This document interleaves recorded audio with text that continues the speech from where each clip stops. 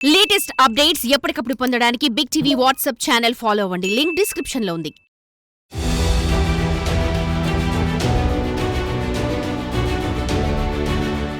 కొమరం భీం ఆసిఫాబాద్ జిల్లా బెజ్జూర్ మండల కేంద్రంలో ఓ గేదె ఒక వింత దూడకు జన్మనిచ్చింది.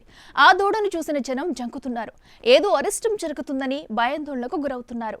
కాలజ్ఞానంలో వీరబ్రహ్మం గారు చెప్పినవన్నీ నిజమవుతున్నాయని వణికిపోతున్నారు. ఇందుకీ ఏం జరిగిందో ఇప్పుడు చూద్దాం.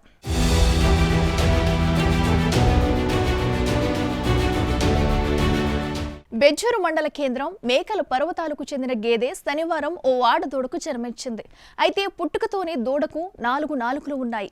వింతగా పుట్టిన దూడను చూసిన పర్వతాలు భయాందోళన చెంది స్థానిక పశు వైద్యుడిని సంప్రదించాడు. అది పరిశీలించిన వైద్యుడు దూడ ఆరోగ్యంగానే ఉంది, కానీ గొంతు దగ్గర రంధ్రం ఉండటం, దవడకు ఇరువైపులా అదనంగా నాలుకలు ఉండటం వల్ల దూడకు ఇబ్బంది ఎదురవుతుందని జిల్లా వైద్య కేంద్రానికి తరలించి శస్త్రచికిత్స చేయించాలని సూచించారు. అయితే ఈ విషయం గురించి మండల పశు వైద్యాధికారి రాకేష్ ను సంప్రదించగా జన్యలోపం కారణంగా దూడ వింతగా జన్మించిందని, పాడి రైతులు గేదెలు ఆవులు ఎదకు వచ్చినప్పుడు స్థానిక పశు వైద్యులకు సమాచారం ఇస్తే మేలుజాతి వీర్యాన్ని అందించి జన్యలోపాలు లేకుండా చర్యలు తీసుకుంటారని వివరించారు.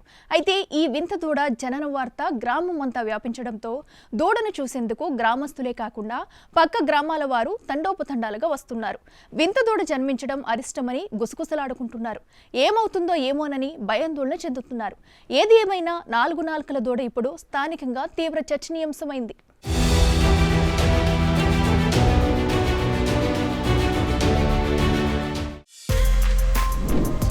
For more videos like this, subscribe Big TV channel.